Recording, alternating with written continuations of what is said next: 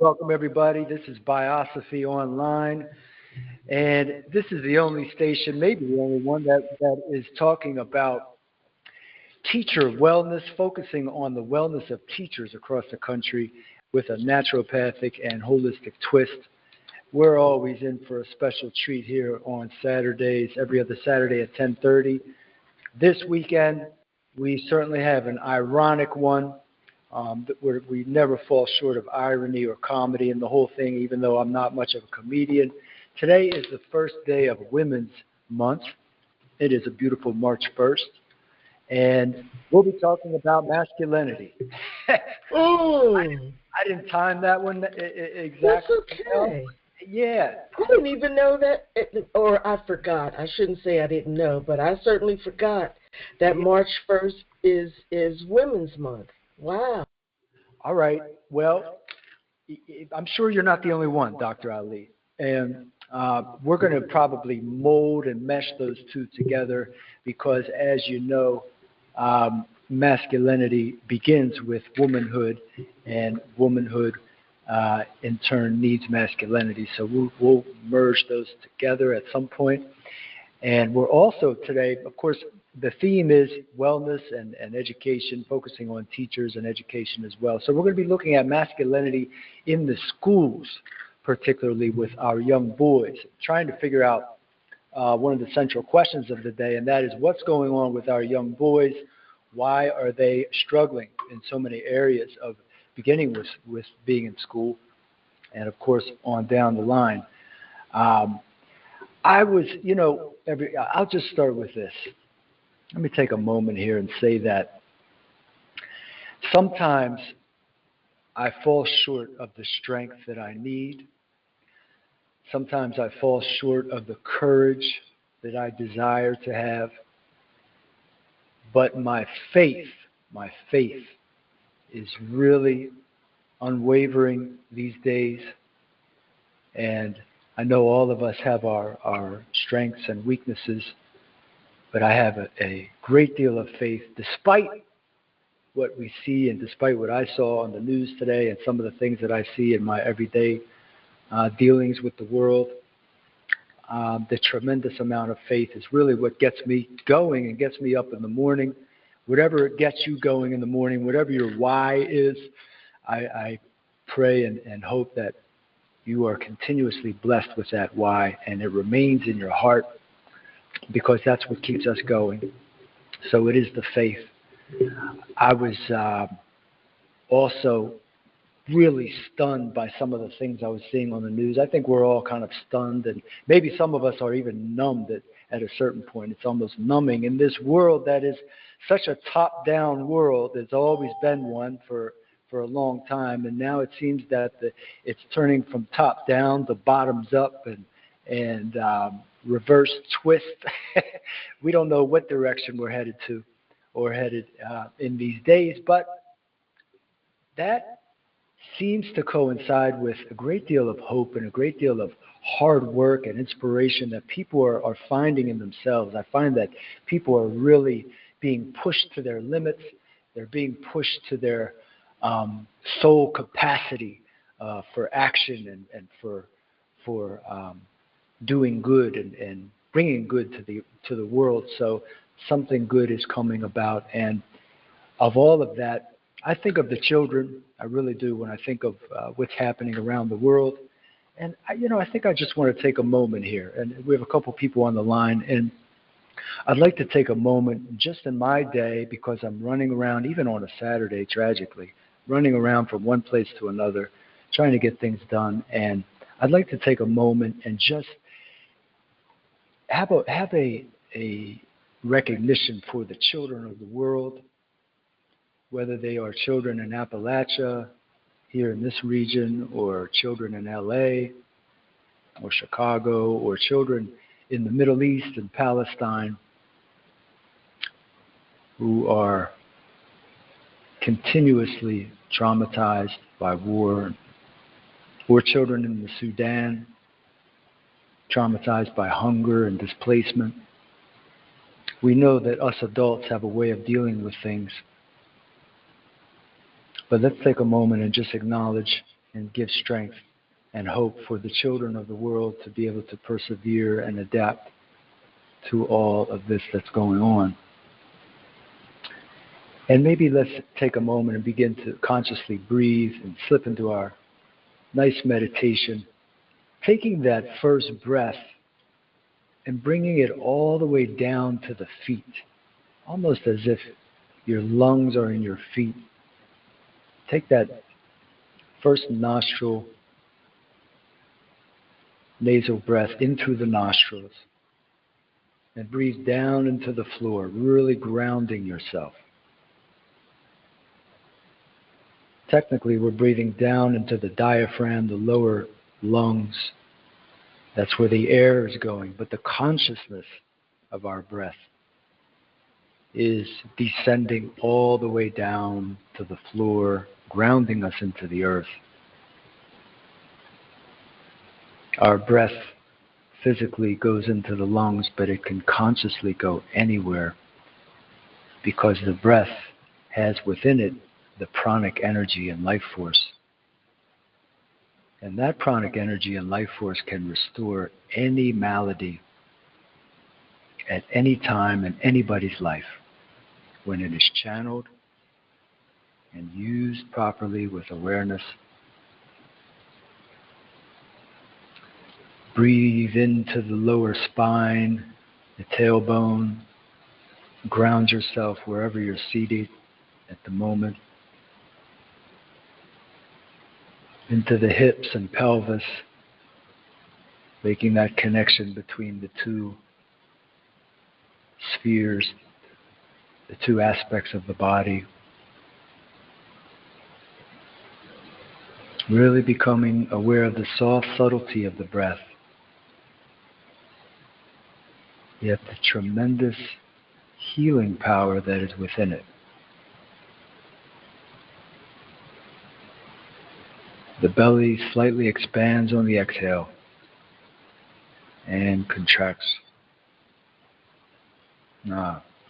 Contracts on the exhale, expands on the inhale. And the body becomes fully aware. All of the circuits coming alive because of the pranic energy.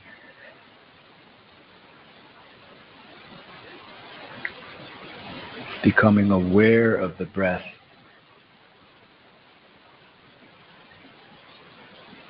Tunes in the mind to the body, connects the mind to the body so that they are one. When our mind and our body are aligned, we are in balance. And though it is difficult to shut off the mind, the breath is really the gateway.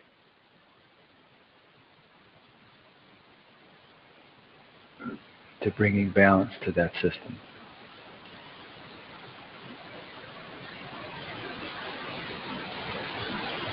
So give thanks, everybody, and remember, when you normalize your breath and regulate your breath on a daily basis, especially in the morning when you get up, some sort of kriya or meditation or 1 minute breath or breath of fire or all of the above, whatever suits you.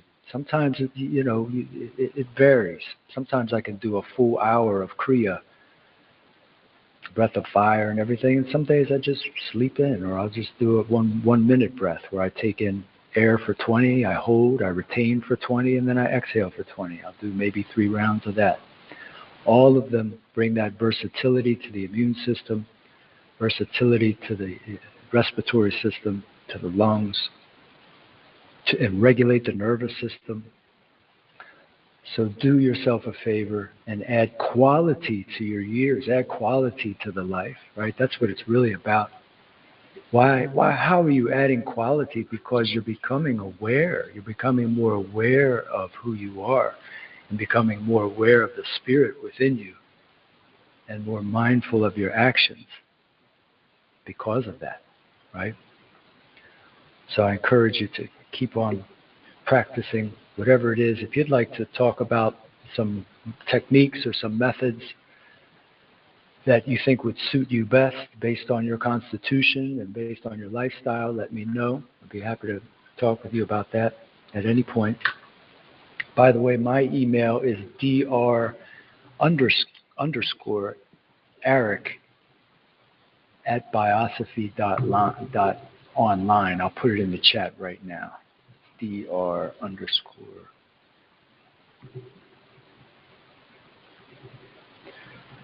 Eric B at biosophy.online. There's some great shows on this network. I was listening to one this week, and he was talking about a lot of esoteric teachings, ancient teachings, metaphysical teachings, and which I love. A lot of that is my passion. But this show, I'd like to. I'm working on sort of grounding things, not so grounded so that they get political or that they get proselytizing. I don't want to tell people what they should be taking, what they should be doing, but really trying to ground the show in everyday life and the things that we experience and the things that we see and the things that can bring us more harmony in our lives. So speaking of which, I'd like to start the day off talking about an amazing herb that has been known for a long time, and of course used for a long time, beginning in ancient China, of course, and it is known as Hongqi, or in English, astragalus root. The root's actually yellow, and it's a long, thin root that produces a beautiful purple flower at some points, and it grows in mountainous regions, and they use it in China. They've been using it in China for millennia, of course, and Huangqi, in its essence in the Chinese language, means restoring qi or restoring energy. Okay, so anytime we look up an herb in the West here, you look up an herb online, you see sort of some of the same patterns of verbiage related to that herb.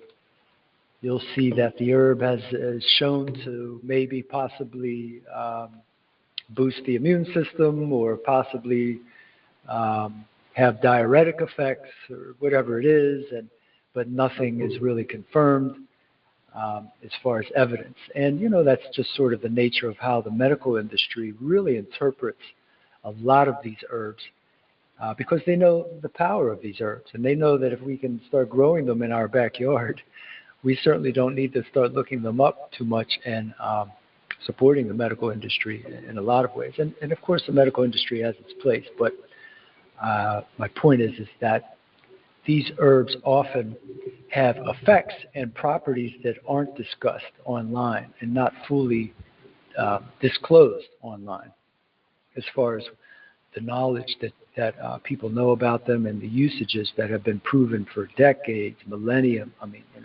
centuries on down the line. And astragalus is one of those.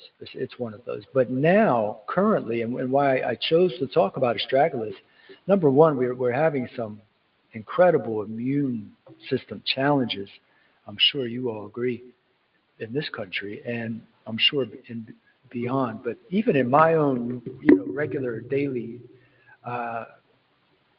engagements, so many people are getting sick. So many people are getting different versions of these infections and bacterial and viral infections and flus, and it's seemingly relentless. And I don't know if the news can confirm it, but we certainly see that a lot of these strands that we're running into are very powerful, and they're having more of an effect on people as it kind of ushers in that COVID era now, since we've been experiencing for the last 5 years or so. So we have challenges, and we have some huge difficulties managing and maintaining our immune systems, which is really with the nervous system. The immune system and the nervous system are the two pillars of health, in my opinion. These two systems work congruently, and they are the two pillars that sort of stabilize us and create homeostasis in the system, in the mind-body matrix. And so, although astragalus is really associated with the immune system, you cannot isolate the immune system and separate it from the nervous system. Anything that's beneficial for the immune system is going to be beneficial for the nervous system, and likewise. And we have to remember that the immune system is not just, it's unlike the nervous system in that it is all over the body. You could say that the nervous system is all over the body, but the nervous system is based on circuits that are electric circuits or energy circuits throughout the body. But the immune system is found in an innate form and an adaptive form, which is in all parts of our body. You can find it in the skin, you can find it in the kidneys, etc. Okay, organs. So the immune system also has this two-part function in it. Okay, and then that is the adaptive and the innate. The innate is the initial response type things, okay, that occur when we're being attacked or when we have invasive bacteria coming into the system, right? This is how the skin reacts. This is us sneezing. This is the initial coughing. The initial bodily triggers that occur to alert us that something's going on.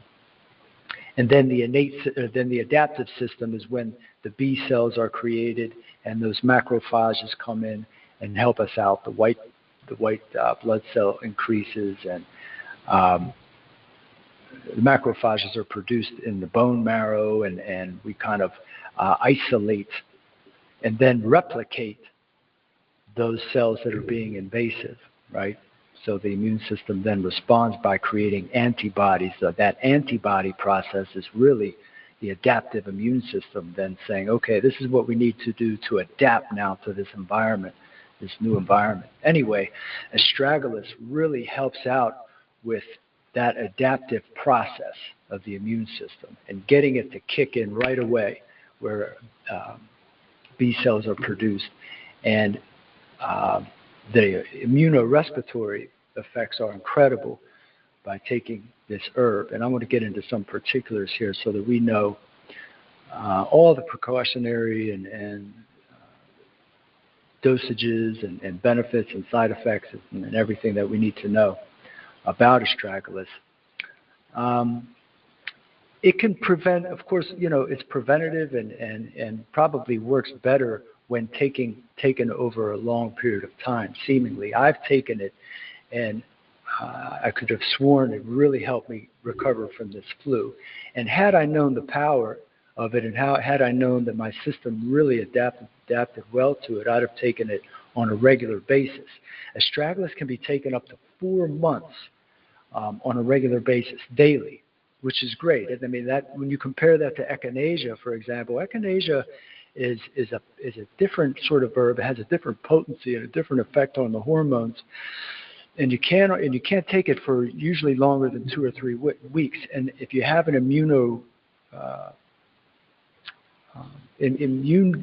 disorder in general, autoimmune disorder, you should stay away from echinacea. So astragalus is really the great option for people with immune disorders as well, autoimmune conditions. Okay, it can improve heart function. It can create a diuretic effect in the body, which allows you to, of course, release any toxins that are being stored in the kidneys. And it lowers blood pressure, which is causing when the blood vessels relax a little bit more in the body, and it provides relief, of course, in the cardiovascular area. So there are a number of studies that have shown a lot of this, and with the hypertension and the diuretic effect, bringing down that diastolic number. If a lot of you have that bottom number and your blood pressure is high, astragalus has been shown in studies here through Mount Sinai, the National Institute, that astragalus over time brings down that number. Okay. And so there's a couple things there. Like I said, I'm not going to get into the molecular science of it and to overextend myself, but it's been used for diabetes. It's anti-inflammatory, antiviral, and antifibrotic. Means that it takes away pain. Okay. And one other thing about it is, and one thing that I really wanted to focus on today or highlight today, it's not only good for the lungs and traditionally used for the chest and the lungs, and Broxil or improved breathing outcomes. But it is also in that same region being shown to be very effective for breast cancer treatment. And whether somebody that has breast cancer takes the chemo route, which is usually about a 5-day cycle for tumors in breast cancer, that is, you take treatment for 5 days and then you rest for 2 days and then you're back on for 5. Using this, a study on Very Well Health has shown that using astragalus on those 2 days of rest greatly increases chances of healing and survival and the tumor disappearing. So using the astragalus on those 2 days of rest between the chemo treatments means a big difference. And I'm currently working with someone who was diagnosed. She's at stage 2 breast cancer. And we're exploring this option, for her. So overall, and I should have said this at the beginning, this is an adaptogenic herb, meaning that it helps your body kind of manage stress, right? And stress is detrimental to the immune system and the nervous system, of course, okay? But the compounds that are in astragalus, they are highly beneficial for protecting the body from the effects of stress, okay? Decreasing inflammation, boosting the immune system. The compounds that are within it have been isolated and studied, and overall, there's different parts of the plant that have been isolated, but just looking at the overall effects of it, it is just incredible. Anti-aging, anti-cancer, improved seasonal allergies, improved chronic fatigue, all of those benefits have been studied and found. Now, there's some common side effects depending on your constitution, of course. Usually an herb will tell you right away, either through the skin or through the stomach, that you do not need it. All right, so if you see any rashes or itching, and then any nausea or diarrhea as well, headache is always a common side effect, then you want to stay away from it. Runny nose, okay? You want things kind of running out your bottom, but you don't want them running out your nose. That's when you know that the system is rejecting it. Probably somewhere, the thymus gland or something is responding in a way, the tonsils are responding in a way that they're saying, no, this is not good for us. So those are some common side effects. Studies after 4 months of use of astragalus have not been done, but up to 4 months has been proven to be effective, so it's a very safe herb. All right, severe side effects are very rare. And I don't know, depending on who your doctor is, if they're familiar with it, you can ask them about it. But I can assure you all of this. I will be using it on a regular basis next winter. Winter is my tough month. And I'm going to be taking a little astragalus every day. I just started taking some. And I feel good. I feel very strong. Some of you know, I just got over the flu. But for autoimmune disease, it is a great substitute for echinacea to take throughout the winter time. All right. Also, finally, you shouldn't take astragalus if you're pregnant or breastfeeding, or if you've had an organ transplant. All right. Otherwise, it is safe. Depending on your prescription medications that you're taking, you can look up those precautions. There's a list of a few there, but nothing that I could recognize as very common. Okay, but do always check before you take any herbs to type in the precautionaries, or you could type in reactions of, and you put astragalus and then whatever you're taking, and usually it'll give you a very accurate assessment there. Okay. So, for example, if you're taking diuretics already, okay, being that astragalus is a diuretic and you're taking diuretics already, you might want to check that. Okay. Do a little research on it, ask your doctor about it, because you don't want to tax your system. Same with immunomodulators, especially with echinacea. You don't want to overdo it. You don't add to what the body's already being forced to do, usually. So anyway, we'll stop there. I don't want to overdo it with the herb, but it's just an amazing herb, and it's seemingly going to help us in the future, help us down the line. and has been here for thousands of years to prove its case. We have Dr. Jacqueline Ali on the line and others. Doctor, have you had a lot of experience with astragalus? Let me unmute you here. Can you tell us anything that you know about it? Have you used it before? You've covered. Can you hear me? Yes. Okay, great. You've covered everything and anything that I would share. Okay. So it was very thorough what you shared, and it's I really truly don't have anything else to add. Yeah. It was great what you shared. Thanks. Okay, Doc. Yeah, and the good. I mean, everybody. We can look all these things up on the internet, but I try to bring in a little bit of a different perspective, and I want to bring in some awareness so that people don't just take things carte blanche when they see them online. And I want to really emphasize again that when you pull up, if I type in astragalus root online and pull up everything that comes up, it'll take me about 15 sources to get to one that I really want to look at and give credit to as far as having done the research on the herb.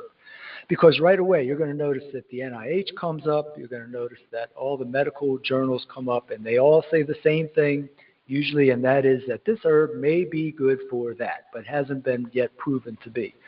Okay, well, obviously, if it's been used for 2,000, 3,000 years somewhere, and there's some sort of evidence there that we might want to look into. So I found Mount Sinai to be a great source for herbs and actual recent studies, that are usually done in Europe or Canada on those herbs. So if you're interested in really finding out what the herb does in a very particular manner, like we were talking about with the astragalus with breast cancer today, you can look up Mount Sinai. They have some great studies as well. Does anyone know of any other sources maybe for herbs that are bringing that evidence piece? Sometimes the site is really flowery where it just says, oh, this herb can cure everything. You take it and you're going to turn into an angel and just, but then we have the opposite side. So if you're familiar with any, let me know and we'll tell everybody. It's a beautiful day here. I can't wait to get back outside. I hope you all are on the back porch enjoying a nice sweet tea or whatever you're drinking. March 1st, new moon also. Okay, I believe it's a Pisces moon. I'm feeling it. And a very ironic day. Yes, we are talking about masculinity in the schools today, and it is the first day of women's awareness, I believe, the month of March. I didn't do that on purpose. When it comes down to it, I am somebody that wants to speak up for boys and men, not at the behest or not at the expense of women, but in a way that brings us together so that there's understanding between us and there's support universally so that we don't have to divide ourselves between political parties or issues or competition of who has it worse or who's being treated unfairly. This is just a simple matter of bringing up some of the things that I think that we need to show some balance towards. So that said, I was in the park yesterday. I took a little walk down the stream, and there was a young boy playing. His mom had a baby in the stroller, and she was sitting by the stream, and the young boy was playing. Man, he was jumping off of the trees and jumping off of the bench and running around, sliding in the leaves, and he had this long, straggly hair. I said, look at this character. I mean, he was really striking. I hadn't seen a boy act like that in a while. And I was kind of just chilling. I sat on the bench, and, I kind of take my walk after work. And so I went down to talk to them a little bit. And I gestured, to the boy. I said, what are you doing? What are you doing? What's going on? I saw he had some sticks. He was setting something up. And his mom laughed a little bit. She said, oh, he doesn't speak English. We're from the Ukraine. And I said, yeah, that makes sense. So I haven't seen American boys acting like that in a while. Although, I'll make exceptions. Of course, some of us maybe, I see a particular friend on the line that brings up their child in such a way. But yeah, there was such a freedom there with this young boy. And what he was doing was, the reason why I'm bringing this up, what he was doing was he was building a fort, like a little stick fort or whatever it was, some sort of enclosed space around the baby stroller. So the baby stroller was between the bench and the table, and he was building a fort around it. And I don't know if he was building the fort because of me or what. No, he was building it when I walked up. So he had started already. Who knows? But the point is that this little guy was about maybe 8 years old, and he was, building this little structure. And I thought right away of, wow, masculinity, is a beautiful thing. And that's really the way I saw it. It was like this instinctive desire to protect. The father wasn't there, obviously, and the boy was making this structure, whether he was aware of it or not. But this is just an example to me of how we are many times associating the word masculinity with toxicity. In fact, the word toxic masculinity is used 150%, and this I looked this up, 150% times more than the word masculinity itself on news stations. Toxic masculinity. And so our boys are growing up with, and our girls, and all of us, are being exposed to this sort of, I don't know where it comes from, but this idea that masculinity in itself is a toxic thing. And so this is one of the reasons for my show today and why I think that this is important, because we have to address that and we have to dispel that. And we all know that masculinity can be too much, it could be too little, it could be too late, all of that, just like anything else. But is masculinity a pathology, right? Or is it a force of nature? Our boys and girls even taught about femininity and masculinity and what they are, right? What are they? What are these forces of nature? And I'm sure a lot of you would agree that it's not taught, certainly in the schools. And so what we see happening in the schools, and I can attest to this for sure, is that the mental health of boys is rapidly declining.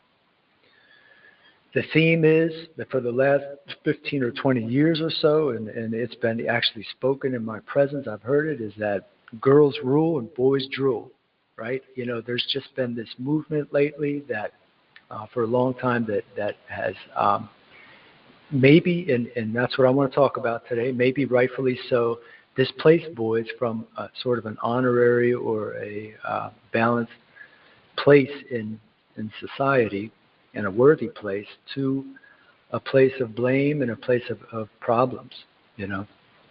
Can you blame feminism, right? All these questions come up, but the fact remains is that boys today are when we look at high school boys, they are not being found in the workforce anymore. The percentages are going down. They are exponentially, disproportionately suspended in school, which may have been the case for a long time. But all of these are getting worse. And then you go to college. When you go to our college campuses, it's 60-40. That is 60% females, 40% males in college. So the neglect of male problems is not good for anyone. We can all agree with that. And my thesis is that we need to change the way we think about masculinity, and we need to invite this conversation with feminists, I believe, or with anyone who wants to talk about it, to discuss these problems. And while, I'll just say this because I know I want to get some people to comment, while there is the gender pay gap, right, and we have problems still with women who aren't being honored with their work and honored with their pay and their duties as mothers, etc. We know that exists, absolutely. We can still acknowledge that and acknowledge the problem with boys that we're having, the problems with our young men. But it seems to me that nobody's talking about them. It seems to me that politically the Democratic Party has cited itself as the party of women and has totally ignored the issue altogether with our young men. And what we have now is a reactionary situation where far-right politics has taken over, and ultra-masculinity has taken over and grabbed the emotions of the angry male, the angry young male, to blame feminism, to blame women, to hate whoever else can be considered inferior. And we're seeing this effect here. So before I mention it, men are much more likely to commit suicide. We have 40,000 boys in this country per year that commit suicide under the age of 18. 40,000 a year. That was 2024, recent statistic. So, immediate thoughts or comments, I'd love to hear from you. Please feel free to chime in. What do you think the problem is today with our young men and all of these stats that are coming up about them? Anybody want to chime in? I'd like to, I guess, ask your perspective as well as the perspective of guests in terms of males who have declared a different gender status in terms of being gay, homosexual, however you want to call it, and how that has an impact, an effect on just males and things going on with what you were sharing. Mm-hmm. It's a great question, and that's probably why you don't hear much talk about this, because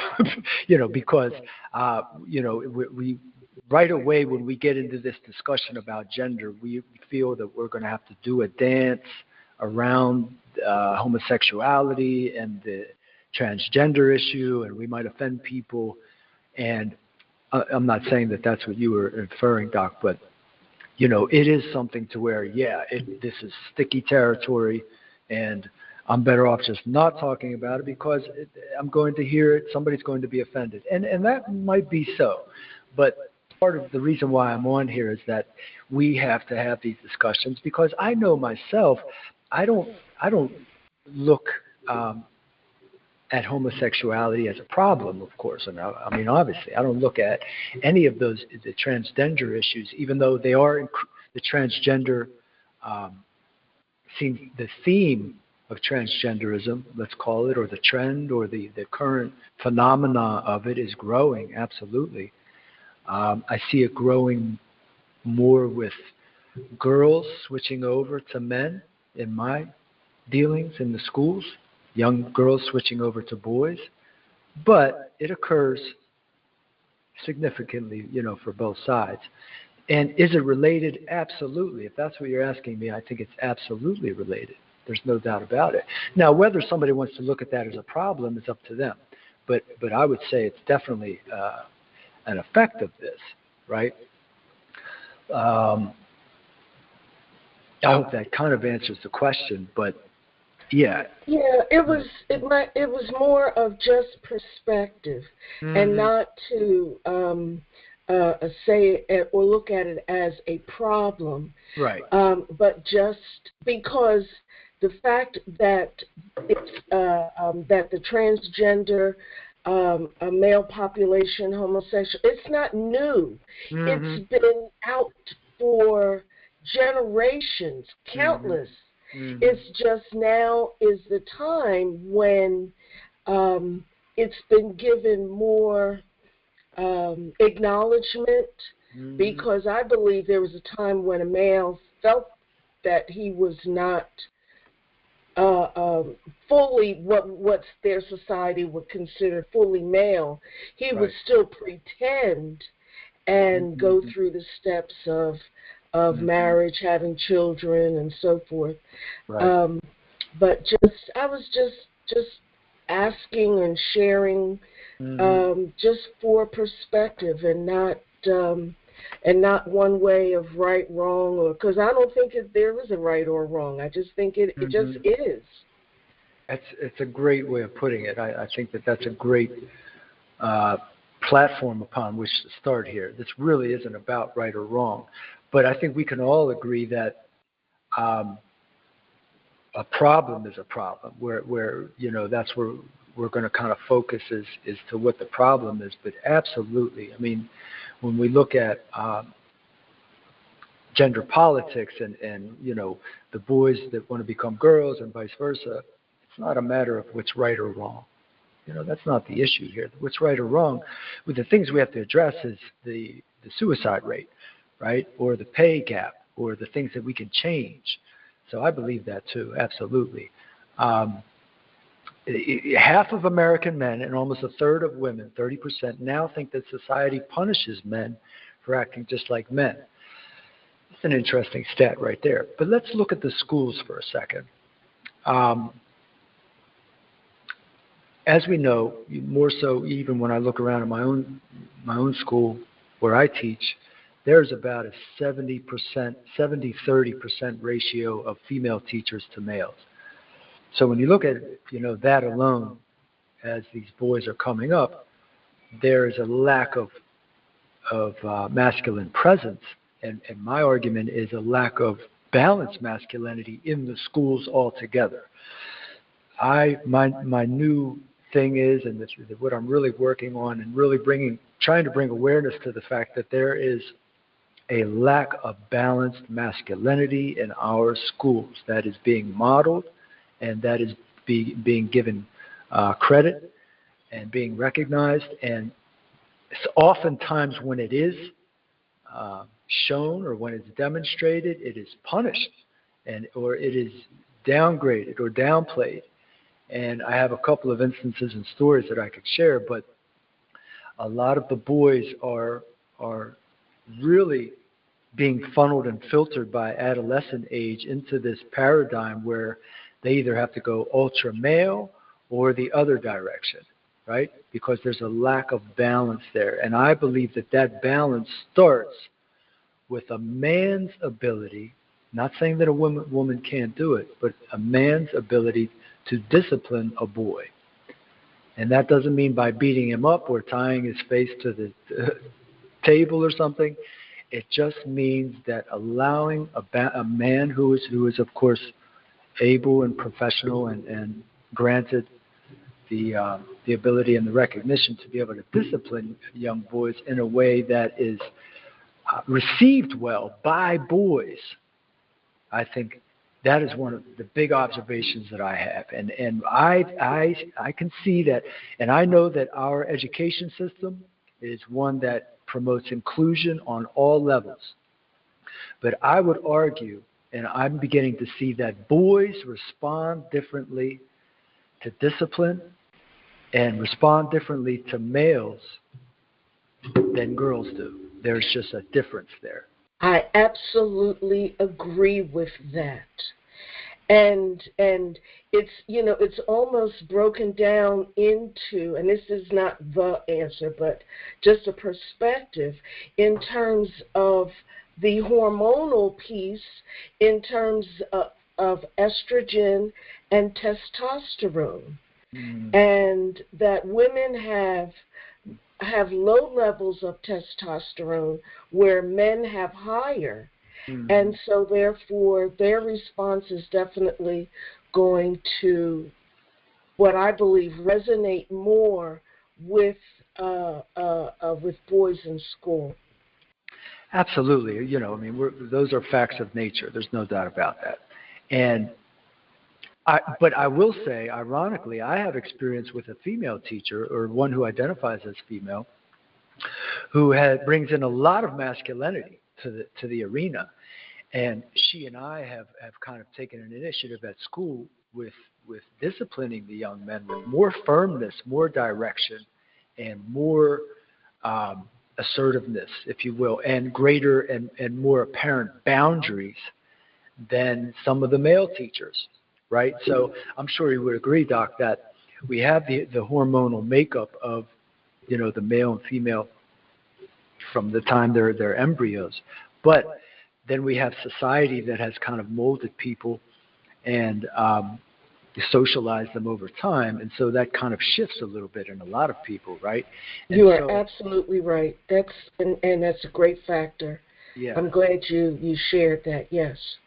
Yeah. So the funny part is at school, my companion who is kind of with me in this mission, if you will, is female, and she does a great job in her way with being very firm with the boys, because the boys will not listen unless you are firm, unless you are unafraid, unless you are strict and and you are certain of what you are doing. Otherwise, the boys, at least many of the boys that I work with that come from at-risk situations, will not respond to you because they have no respect for you. And that's just keeping it blatant and keeping it real with everybody. And that's what I've realized. Now, when we get into race and class and socioeconomics, those things, of course, change and vary. But I'm making, just kind of some general statements here. And, these are some of my observations. One piece I wanted to also throw out there before I mention the work. Well, first let me mention the work of Richard Reeves. Richard Reeves, Reeves, wrote a great piece called Of Boys and Men, which is a spin-off of the old of Mice and Men, of course, but this one's called Of Boys and Men, and he highlights all of these statistics, that I've mentioned, and the reckonings and the reasonings, both political and apolitical, about what's going on with our boys right now and how they're being drawn to this either ultra-masculinity or this lack thereof. So that's an excellent source if you're interested in this. And he moves right into the politics as well, and kind of deals with the issue. But he comes away with this really powerful perspective, and that is that we either rise together or we fall together. And that's at the end of the day, what it's all about. But we have to have understanding on both sides. And I think we're starting to see women recognizing that our young boys are lacking, and we don't have the boys clubs and the balanced, I guess, models and balanced institutions that we need. Institutions, for example, I'm really getting big on, or should I say, I'm really losing my support and my faith in sports in general, starting with pro sports. But sports in general is showing me really a breeding ground and a haven for ultra masculinity. And although there are a lot of great aspects of sports, the competition, the self-efficacy, the drive, the motivation, the will to better the self physically, mentally, those things are all part of sports as well and very important. But when we see sports, especially in this country, and you see them at the level of 8, 9, 10-year-olds being pressured to compete with one another and have the best equipment and the best batting average and the best and the most yards, and the pressures that are put upon them to get into the schools at the youngest of ages now, it's really being overdone. Our idolization of millionaire baseball, football, basketball stars, whoever they are, as well. We wonder why billionaires are running the country, and we are idolizing our athletes who are billionaires. And so, these connections are all really in line with masculinity and the lack of balance there. So our boys are now, our teen young men are walking around with their phones, and they're all on betting apps. If they're not playing the sport, they're on betting apps such as FanDuel and some of these other ones, where they can have all sorts of schemes of different types of bets that they can make on various sports, sporting events and various athletes. And so it's actually feeding, the ultra-masculinity in sports is feeding the issue of now gambling, which is an obvious addiction and something that's detrimental to growth and detrimental to discipline and balance, in our men. And so one of the things that we have to recognize is that these things are not isolated. They feed into other behaviors. There are tentacles there. And my big thing lately has been trying to cut those tentacles off and talk about them and make those connections when we see them right away. Whether it's feeding boys or anybody too much sugar and thinking that that's not a problem, calling these little things out in the schools, at home, at the athletic field, I think is something that needs to be done. And I'm going to hopefully start doing it as time goes on. But we can start by bringing these things up. And I think in America, more and more, this issue needs to be brought up as we see what's happening on the world stage. We see bullying happening on the world stage right now. I think we all know what that looks like. And it is just a manifestation of what we're seeing in our schools as well with masculinity. Any other comments out there on this? Or things, observations, reflections?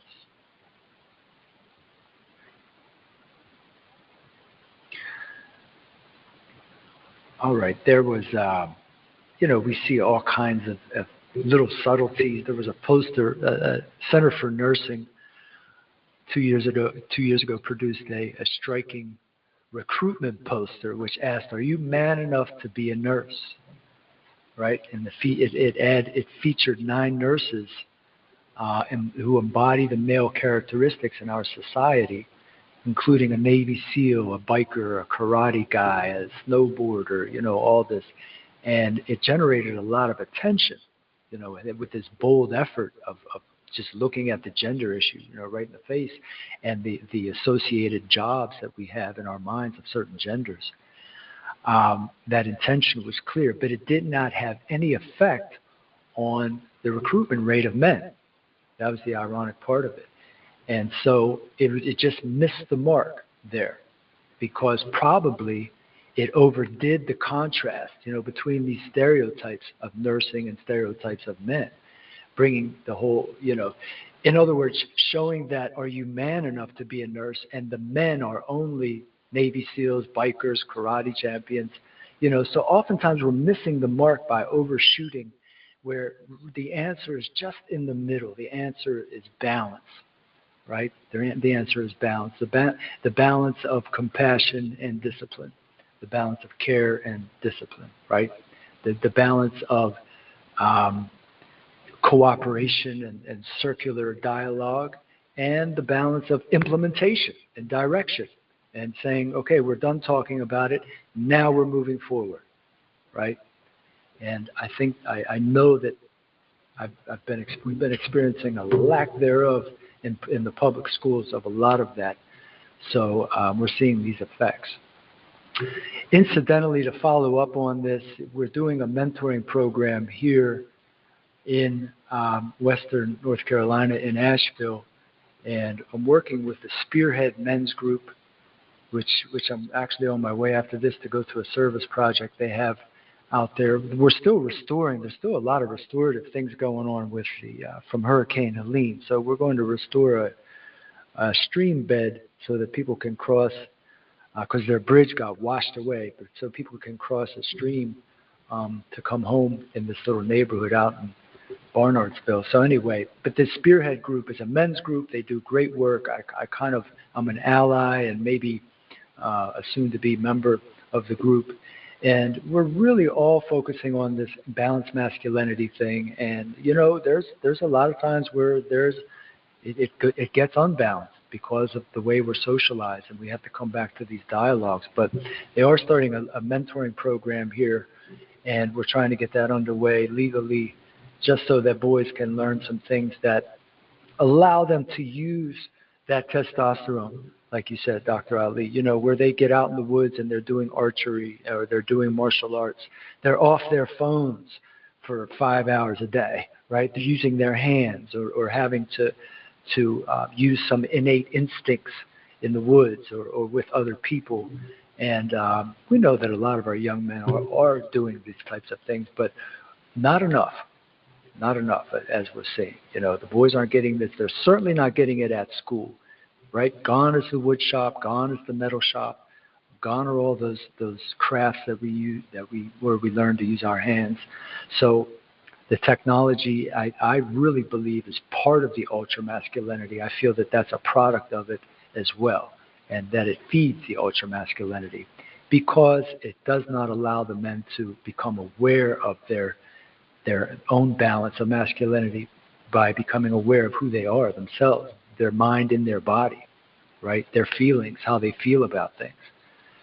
Okay, so anyway, there's a lot to say about this, and I appreciate you all being on the line today. And even if you've just come away with a couple of thoughts and you have a conversation with somebody on down the road and you feel like maybe if you run into somebody who's interested in it, please tell them to contact me. I want to, I'm not much of a promoter or a business person, but I am somebody who experiences a lot, and I'm concerned with the things that I can change. Some of the things out here I don't try to change because they're out of my reach, or they don't really have a direct correlation with my life. But me as a male teacher, as a naturopath, having once been a boy myself, this is something that's dear to my heart. And if you know or come across anybody that also resonates with it, I really appreciate if you let me know, and so that we can get this issue out there a little bit. Great. Before you go, can you tell us what biosophy means? Did I say it correctly? Biosophy, yeah, that's a good one. Okay, thank you. All right, biosophy is a term that has already been coined, and it is meaning the wisdom of life. It's the science and the art of intelligent living based on the awareness of spiritual values. And those spiritual values can extend to ethical or social principles or characters or qualities, essential to our freedom, our individual freedom, and our social harmony. So, in short, biosophy is the wisdom of life and the science and art of intelligent living based on awareness.